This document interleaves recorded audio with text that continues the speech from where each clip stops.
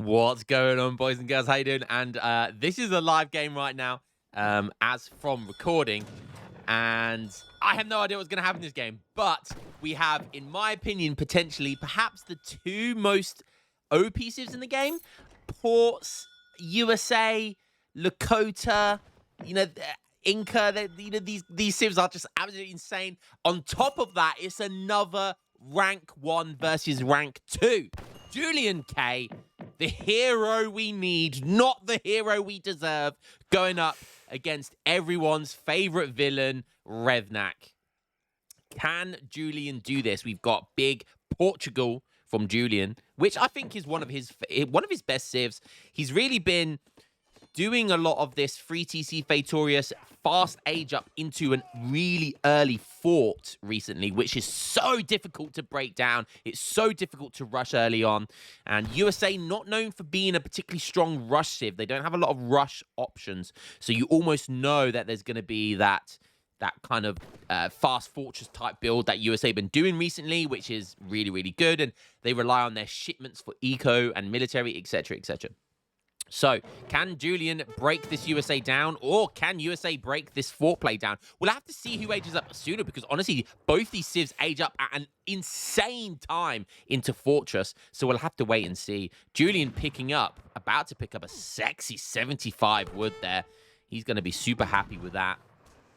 Let's go look over here, whilst on the other end of the scale, we've got 75 coin coming in for Revnak, and wood is better than coin. But we'll have to wait and see. There comes the Fatorius, and we're seeing the classic 10-10 here. I always get asked lots of questions. What do you mean when you say 10-10 or 12-10 or all of these things? All that means is when you hear the word 10-10 or 12-10, it means what your villager to population space is whilst going into age 2. So right now, he's aging up without a house, which means he's pop capped at 10, okay? At 10 population, and he's going up with 10 villagers. So it's called a 10-10, okay, right here. Sometimes you'll see an overpop with that. So if you go to 9-10, then you can ship free villager card with other civilizations like Spain, and that will take it to 12/10. So when you hear this terminology, it just means what the population space looks like, okay? And the reason why it's important to know that he's going for a 10-10 is because look at this age up time. Look at this age up time. It's just so insane. And because he doesn't go for an extra house, it means he can age up really, really quick. And all of his villagers just go straight onto food. He gets that. This is why ports are so strong at the moment as well, because they can afford this TP at the start. And Fatorius, it kind of trickles your wood and gold to a point, and food to a point where you can just start getting those extra bits and bobs, those extra houses, those extra villagers, those extra units. And Fatorius is really strong when you get early TCs, because obviously the more TCs, the more trickles you get. Okay, so aging up faster makes a lot of sense for Fatorius because you get your trickles a lot sooner. So there's the explanation done. We do see a TP go down for USA as well. Let's have a look at some of the decks. Fatorius has already come in, and look at this. He has an extra card already, thanks to that TP. This is why this 10-10 build works so well, because he already has another shipment, and no doubt that's going to be for 700 coin. I mean, look at his deck. It is very standard, very fast fortress orientated. There comes the age up. He's aging up with huge crates of food instead of the 2 vil, 2 cows.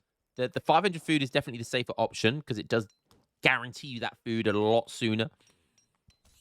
And it looks like he's going to be quite aggressive with his TC. Interesting. So he's going to be taking the map. Look at this. Being super aggressive with that TC. And it's 4 minutes into the game, and his foundation's already getting plonked down in the middle of the map. It's 4 minutes. There is no civ that can rush this. It's so insane. But there comes the 700 coin, and look at this already. Look, his macro is looking juicy. It's looking perfect, and this is exactly what you expect from Julian K. Probably, arguably, the best player in the game right now. There is a couple of contenders for that. Julian, still Kaiser Klein when he comes back and plays. You've got Ungers in there. You've got a lot of top players as well.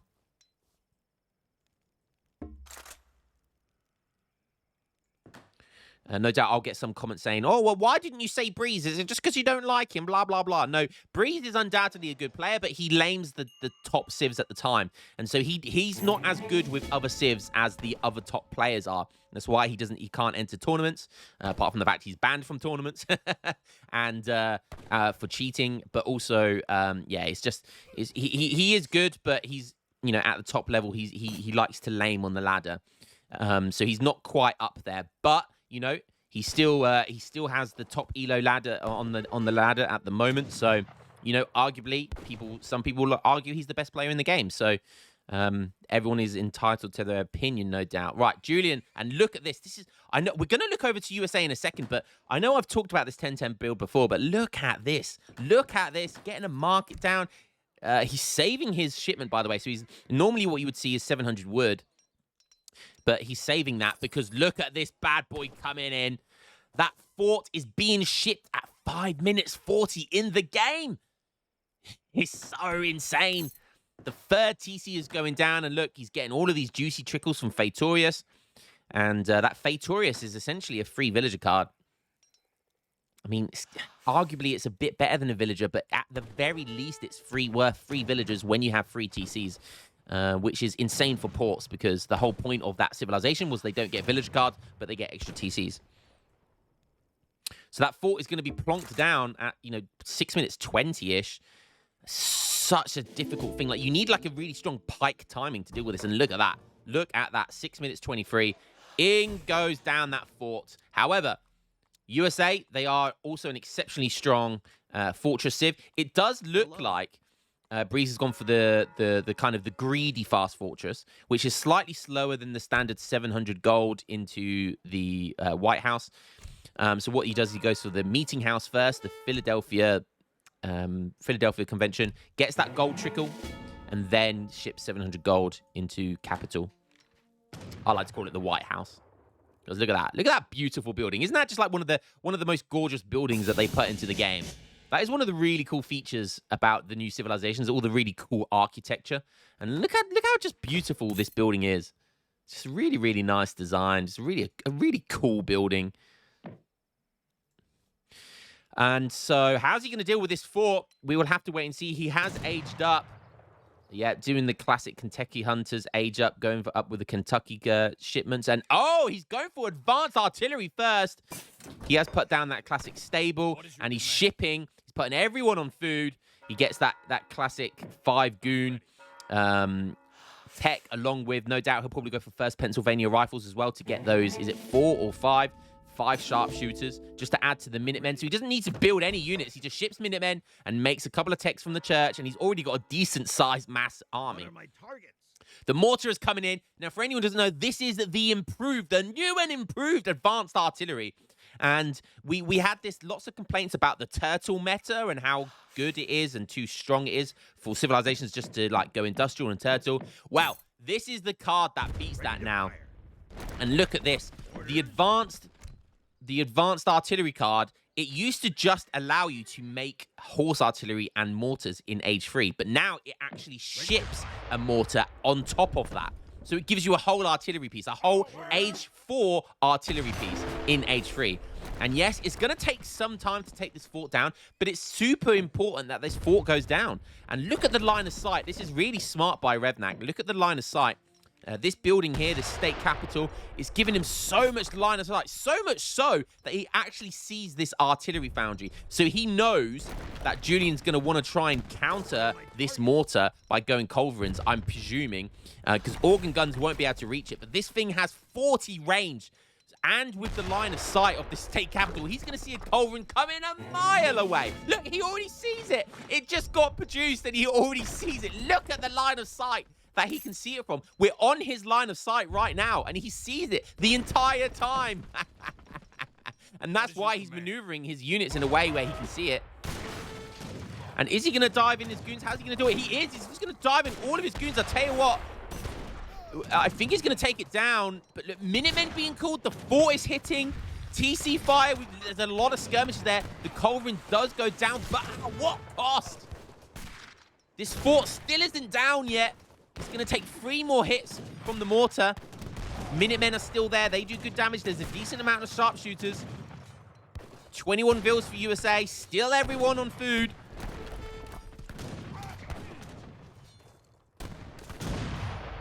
He's got these double blockhouses. Well, the fort finally goes down, and that gives him 220 XP. Holy cow. That's another reason why it's so effective. Almost gives him a whole card. And the mortar... Is the mortar going to go down? I mean, he's got these double blockhouses, so if Julian dives in here, these double blockhouses, they do almost 50 damage. It looks like he's going for it. I think he'll take it down, but these blockhouses are going to do work. He doesn't want to stay under these blockhouses for much longer. I think that did more damage than the fort does together. Or about the same.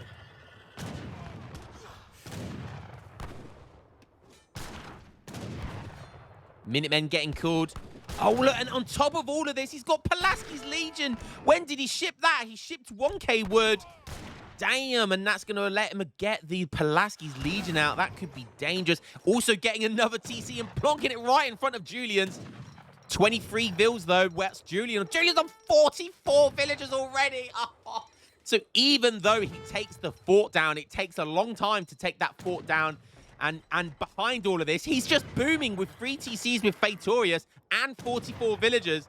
Organ guns getting shipped, and that could be dangerous because the Pulaski's Legion now. He switcheroonies it to get the 8 halberdiers. I definitely think that's the right choice there. Minutemen getting called. A villager or 2 going down, but the Minutemen aren't going to go down. That barrack's almost getting built. But look at this, just double TC fire, just taking its toll on these Ulons. They don't have a lot of HP, so that TC fire will hurt them.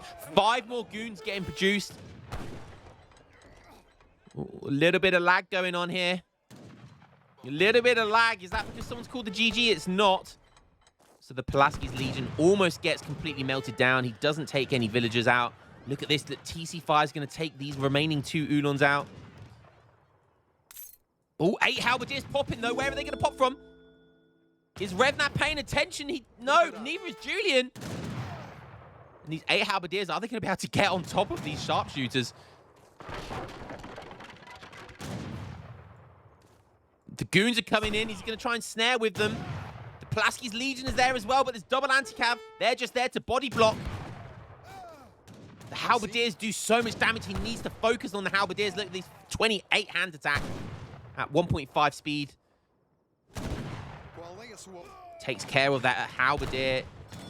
Probably might be able to kill the goons as well, but it's going to be close. But probably an okay trade for Revnak there. Just kills more, does more damage, more cost-effective trade. But he needs to be taking good trades because look at this triple villager production going on right now with 3 organ guns behind it. Such an amazing card. Revnak needs his 3 Gatlings, I think. He's shipping Hamiltonian economics. I mean, you're already down in eco. I'm not sure you're able to catch up. He is on double TC. Oh, look at these organ guns popping. Look at that beautiful destruction. And these poor sharpshooters. Look at that. That's exactly the type of movement I would make if I got 3 triple organ guns. Just absolutely splitting your intestines apart. And now the scores, 3K score in front, starting to look really good. I think that TC will go down as well. And I don't think there's not another shipment for another 20 seconds or so, 10 seconds maybe. I'm not sure what he ships after that. He's got a few goons lying around. There's not a lot to protect these organ guns, to tell you that, but is that going to be enough veteran carbine cavalry? Minutemen timing though as well. Is he going to melee? He's going to try and melee the organ guns. I tell you what, organ guns, they are good, but they're very weak. And I tell you what, he loses, he's going to lose all of his Minutemen and Carbine Cavalry, but I think that's a pretty good trade. He'll take that trade. He will take that trade. I'll take that trade. I'm not sure what taunt number that is, but... Hamiltonian economics, he's spamming all of the big boys. Got amalgamation coming in, Gangsaw. Now shipping 5 Carbine Cavalry. Don't forget, Carbine Cavalry have an extra 2 range than the normal goons. Yes, you heard that right. They can kite other goons. I mean, their fire animation isn't the best. Well, I mean, it's pretty good. It used to be terrible.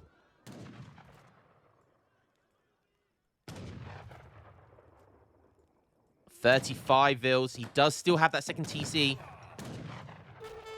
Oh, 2 organ guns getting produced for Julian. So we're on 35 villagers. Don't forget, he does have the meeting house with the gold trickle. He does have a small capitalism trickle here as well.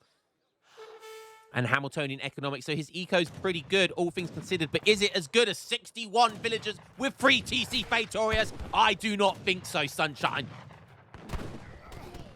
Still, just constant tempo, though, from USA. This is what they're all about, whilst taking down the organ guns as well. Again, super good trade there. They're not cheap.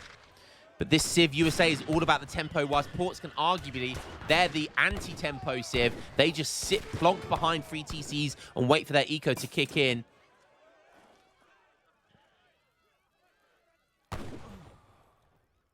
And again, another good trade for Revnak.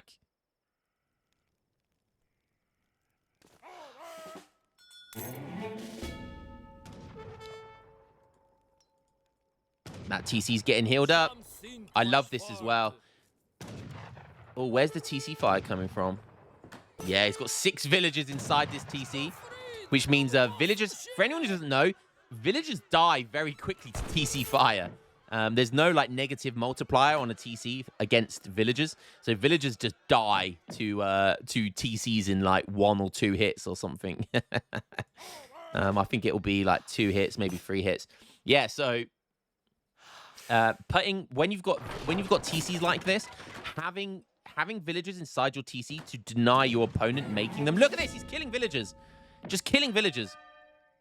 So it's a very, very effective tool to kill opponent villagers. Look at this. Bang, look, 2 hits. Are we going to get the second hit in there? Look, he's killing. No matter what Julian does with the villagers, his villagers are getting killed. He's killed it. It looks like he's killed a few villagers doing that. A couple more organ guns getting made here. He's a little bit better prepared this time. His TC fire is going towards the organ guns now.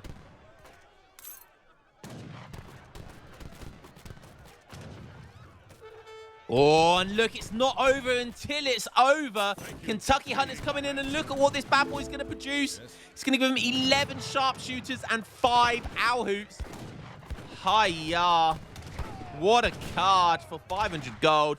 And now he's back in the game. This is classic USA. Tempo, tempo, tempo. He's still on 2 TCs, don't forget, so he's building villagers, and he's got a dock down. We'll take a look over on that in a second.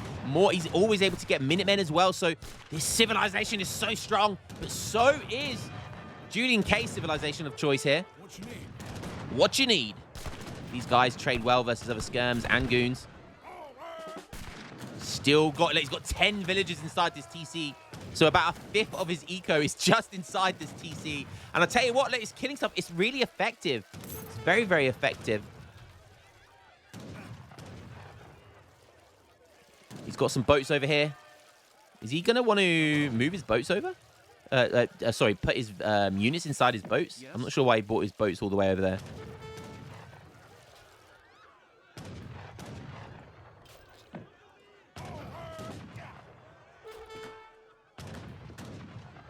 Julian has 5 and 4 villagers of his own in here. So both of these guys are forcing villagers inside their TCs. So it's a bit of a mind game thing going on right there. Julian is, look, you can see the waypoint from his TC. Oh, is that going to get down? No, it just about survives. And to be fair, USA can they can put all of their villagers inside the blockhouse and then take the villagers away from the blockhouse. So he has options there, whilst Julian is kind of stuck. But 3 more organ guns coming in. The town center has been replaced. Sorry, it's been repaired, rather. Oh, but some villagers could get found out here. So close. And the score's looking good for Julian, though. He's on 84 villagers. Oh. This is what I'm talking about. 84 villagers. Holy cow. He's going for some nice raids over here, though. There's only a few goons. Another villager going down. Oh, that's absolutely brilliant. Oh, but this could be big. The goons are going to save the day, though. going to try and probably kill as many villagers as he can, but he's forced to attack the goons now. And look at the score. 6k score difference in it. Julian just on 82 villagers. Just that's the power of free TCs. If you can't take down the free TCs. And look at that. All of his mass. He's got the bigger mass now. I think this is going to be GG. He's even got organ guns on top of all of this. And 60 vils is not bad. But it's not as good as Julian's. Is this another TC going down? It is. And he hasn't shipped. Oh, he has shipped Gatling guns. I'm not sure when he shipped them. Oh, he's just shipped them. Okay, here they are. I was just about to say, we haven't seen any Gatling guns yet, which is interesting. Because he's going to need them. What are my targets? People often compare Gatling guns to organ guns, but do you want to know the biggest difference? Organ guns have 26 range. Gatling guns have 24. That is, look, and that's the difference right there. That is the difference right there. Organ guns can start firing before Gatling guns, which often means it's GG between Gatling guns versus organ guns. So always really important. Organ guns have the same range as falconets.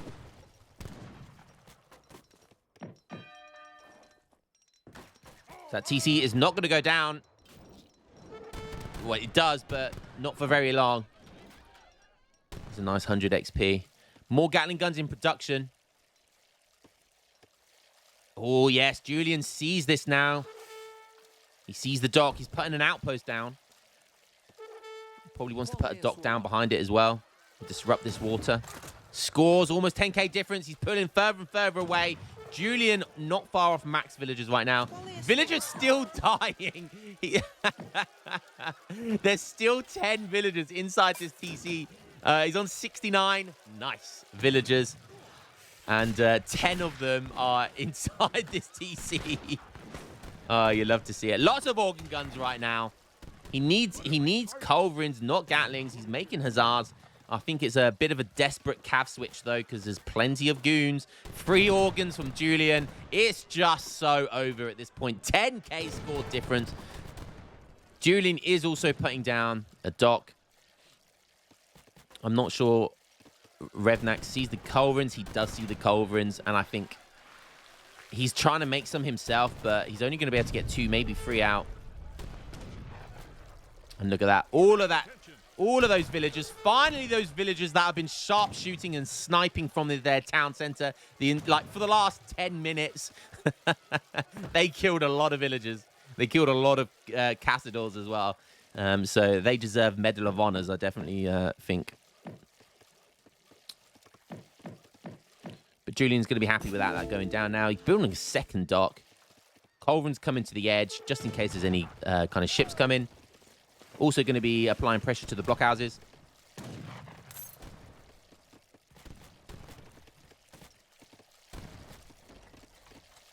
And yeah, it's looking pretty over right now. 10k score difference still.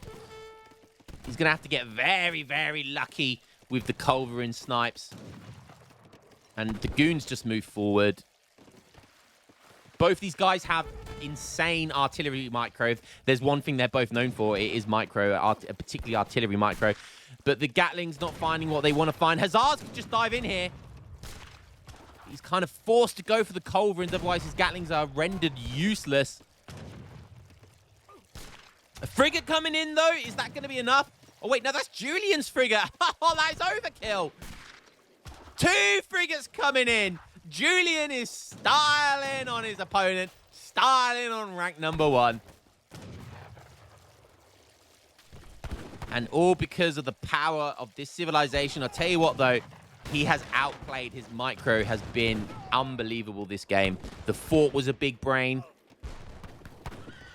Just the constant villager production behind all of it. Absolutely insane.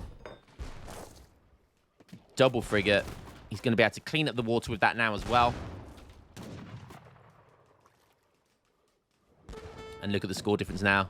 More than 10k, more like 13k now. More culverins coming in. But it is definitely over 60 vils for USA. Julian on 99 and going up to industrial. He's getting the plate armor. He's getting all sorts for the frigates as well. Not that he needs it. Not that he needs it. but because he can. Plenty of cards in age 4. He is going to be feeling himself right now. Yeah, plenty of mills. Still plenty of coin because on this map, there's lots of gold mines. Do have the salt mine as well, which has 10,000 coin in. So is that fast? Still faster than an estate, I believe. But so, still worth getting that salt mine. Especially if you can't afford an estate, which are very expensive. 15k score difference now. It's just getting further and further away. Second stable going down. He's even got all of the Arsenal ups that he needs. This is so over.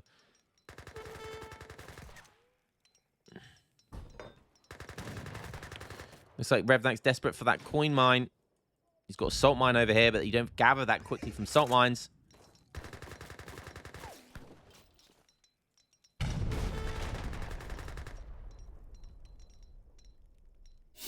Industrials come in. And this game, then he sees the industrial and he just calls it anyway. What a good game. Battle of the S-tier civilizations. Rank 1 versus rank number 2. That was a great game, but the advanced the advanced artillery was a really cool guard to try and counter the early fort, because if that mortar stayed alive, once it took down the fort, it then could have bullied both of these town centers. But the scaling from ports is just so early on, thanks to the Fatorius card, that they can just squeeze in that extra culverin, squeeze in those extra units that they need, and really nice micro here. And it all happened because of that. The mortar went down, and that was really, really important for Julian to take down that mortar. It was also really important for Revnak to take down that culverin, but both of them went down, and as a result, it just worked out better for Portugal because they had USA had nothing left in the tank to try and take down all of the stuff from Portugal. What a fantastic game. Let's have a look at the villager count. USA did a good job to try and keep up, but it just wasn't enough, and got to this stage of the game where he just pulled away. GG. Hope you guys enjoyed that one as much as I did, and I will catch you in the next game. Peace out, boys.